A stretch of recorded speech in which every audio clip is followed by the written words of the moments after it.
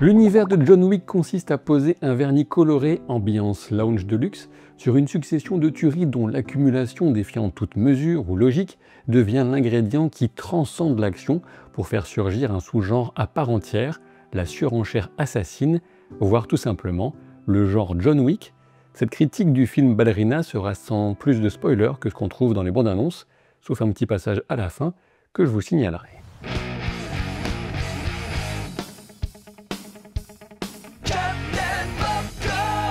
Avec Ballerina, on change de pinceau et d'artiste, mais la toile reproduit à coup sûr l'école de peinture que le public est venu admirer, plus intéressé par la forme que par le fond, ce qui n'est pas à blâmer et fait même partie de l'exercice de style recherché. Ici, le faussaire se nomme Len Wiseman, qu'on a eu l'habitude de voir iconiser une tueuse ultra sexy dans la saga Underworld, au point où lui et sa muse, Kate Beckinsale, sont restés mariés de 2004 à 2019. Le modèle en 2025, c'est Ana de Armas, et je pense qu'en termes d'inspiration, elle vaut bien la muse Erato, même si vous risquez sans doute d'en prendre un si vous tentez de l'accrocher. J'ai parlé de faussaire, certes, mais lorsque la copie est quasiment indiscernable d'un original, est-ce vraiment si grave? Bien sûr, c'est la grande crainte qu'on peut avoir avec un tel film, assister à un spectacle d'ersatz, de sous-John Wick, avec moins de punch, moins de prestance, moins de jusqu'au-boutisme meurtrier, et nécessairement moins de Keanu Reeves. Même si elle n'était pas aussi clairement formulée, car je voulais rester aussi neutre et ouvert que possible pour découvrir le film, telles étaient sans doute mes propres craintes. Alors qu'en est-il au final?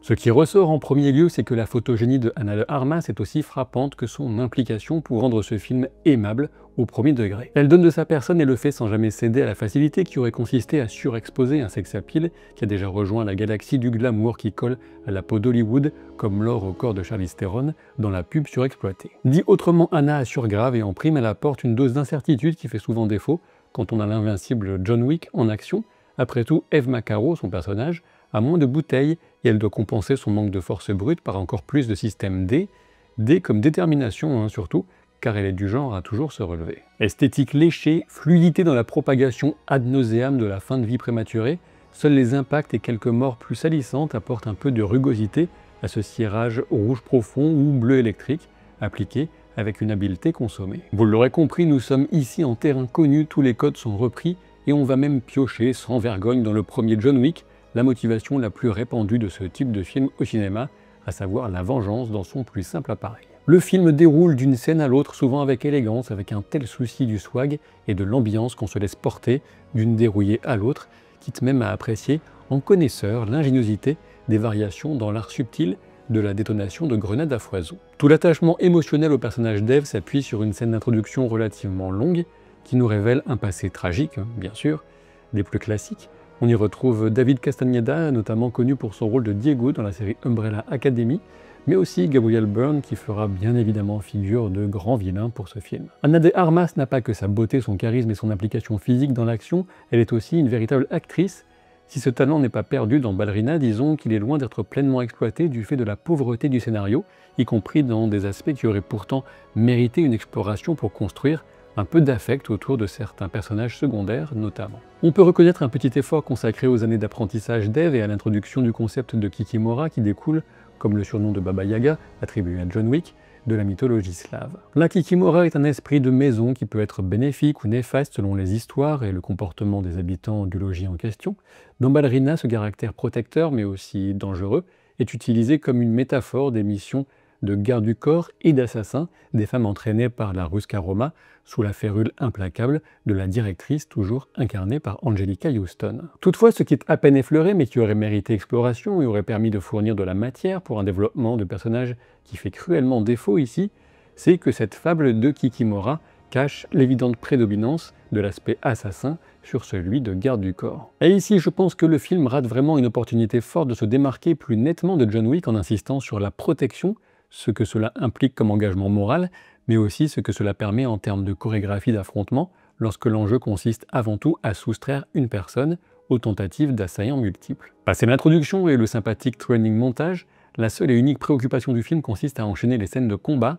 Seule la première mission sera un travail de protection, tout le reste repose sur l'accomplissement de la vengeance d'Eve. Pourtant, au début de ce parcours, de cette traque engagée à titre personnel, une rencontre aurait clairement permis de mettre en place un dilemme entre le désir de vengeance et une forme de devoir de protection. Plutôt que d'exploiter ce potentiel et de donner davantage à l'actrice à jouer, En plus d'enjeux émotionnels pour le spectateur, le scénario se contente d'aligner avec fainéantise les deux objectifs, afin de laisser tranquillement l'héroïne dérouler son œuvre de destruction sans avoir à se poser de questions. S'ensuivent des gunfights sans veste blindée, des bourre-pifs, des articulations brisées et des mises à mort toujours plus échevelées, et à cet égard je pense que la plupart des spectateurs seront satisfaits. Je pense bien sûr à tous ceux qui sont là essentiellement pour ces scènes chorégraphiées de manière impressionnante, ce qui est parfaitement légitime, puisque c'est l'ADN même de cette saga. Les principaux rôles secondaires, outre le méchant, Gabriel Byrne donc, et l'inévitable Ian McShane en Winston, sont tenus par Catalina Sandino Moreno, que je connais surtout pour son rôle dans la série From, que j'aime beaucoup, et Norman Reedus,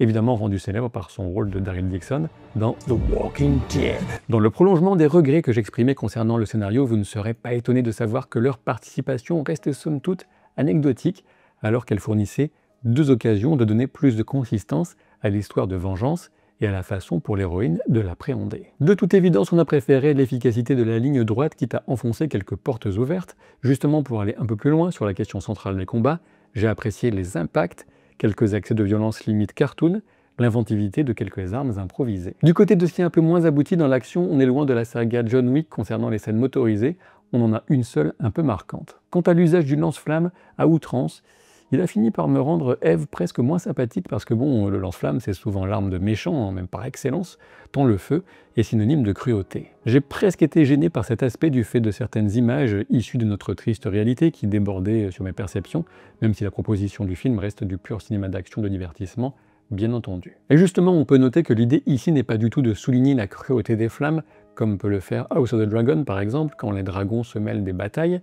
mais uniquement de tirer parti de l'aspect visuellement très cool des jets de flammes tout simplement. Concernant l'aspect incarnation féminine, je trouve parfaitement légitime, voire normal de donner une tenue de soirée à la fois sexy mais pas trop encombrante à Eve dans sa première mission. Cet aspect esthétique n'est en rien dégradant et met l'actrice en valeur, non sans rappeler sa fameuse scène dans le James Bond No Time to Die. Au passage, on peut noter un caméo facile à rater de l'actrice française Anne Parillot qui s'explique, à n'en pas douter, par son rôle iconique de Nikita, dont il semble superflu de souligner les points communs évidents avec l'héroïne de Ballerina. En parlant de caméo comme révélé par les bandes annonces et comme attendu par quasiment tout le monde, on a bien sûr une apparition de John Wick en personne, on en a deux même, et à la limite je dirais que la première est un peu mieux gérée que la dernière, même si c'est un point ouvert à discussion. Sur l'aspect girl power du film, on peut dire que ce qui est mis en avant durant la formation, avec la phrase d'accroche « Fight like a girl », est ensuite malheureusement un peu battu en brèche à la fin de l'histoire, mais pour ça, il faudra que j'en vienne aux spoilers. Avant les spoilers, en résumé, j'ai passé un bon moment avec Ballerina, un film que les spectateurs appréciateurs de l'ambiance John Wick devraient aimer pour la plupart.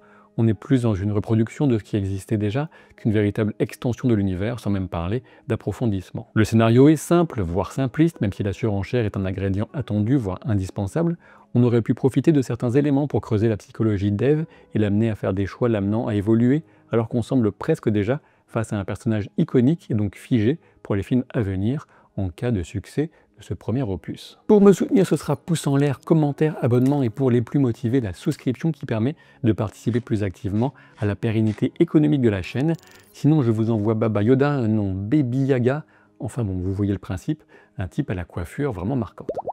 Comme promis, j'en viens donc au spoiler pour évoquer plus en détail l'intervention de John Wick. Que l'affrontement face à Eve établisse la domination de John n'est pas étonnant en soi, c'est même relativement légitime, puisqu'il a plus d'expérience, même si je pense que l'écart aurait dû être amoindri pour mettre en valeur Eve justement, et pas seulement John. Ça c'est le premier point qui me titille, mais le plus gênant toutefois, c'est que sans John, Eve serait morte. Pas morte en prenant des risques insensés pour sauver la petite fille, par exemple, ce qui aurait davantage justifié l'aide par une mise en danger non maîtrisée, mais simplement face à un grand costaud blond avec un lance-flamme. Cet aspect chaperon de John Wick est relativement mal géré à mon sens et n'est pas pensé pour mettre en valeur les capacités ou encore un trait de caractère d'Eve. Il s'agit juste de montrer que John est sympa et qu'il aide nécessairement une femme en danger, du moins c'est l'impression qu'on en retire, et ça s'inscrit totalement dans le niveau décevant de l'écriture du film. À la limite, si John avait d'abord sauvé les fesses d'Eve, puis inversement, ça aurait été déjà moins bas de plafond, et ça aurait cimenté une sorte d'alliance tacite pour une suite éventuelle. Évidemment, le coup de la sœur retrouvée est gros comme une maison et finalement mal exploité, et comme vous l'avez déjà compris, je ne suis pas fan de la façon dont l'histoire de la petite fille du grand méchant est introduite uniquement pour faire écho au passé d'Eve, sans rien apporter que ce soit en termes d'action, de sentiments ou de remise en question. De ce côté, c'est vraiment d'une grande pauvreté. Dommage pour un film qui tient aussi bien la route esthétiquement et dans son ingrédient essentiel, celui des bastons, le tout porté par une des actrices avec suffisamment de charisme pour faire jeu égal avec Monsieur Reeves. Je vous dis à très vite pour de nouvelles aventures. Salut!